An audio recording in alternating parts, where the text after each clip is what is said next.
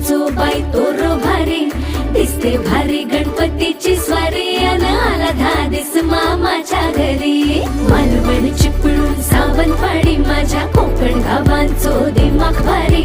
दिसते भारी गणपतीची स्वारी माझ्या कोकणा वाटे तुम्ही वलवा गाडी धमा धमान हाका गाडी माझ्या कोकणचो रस्तो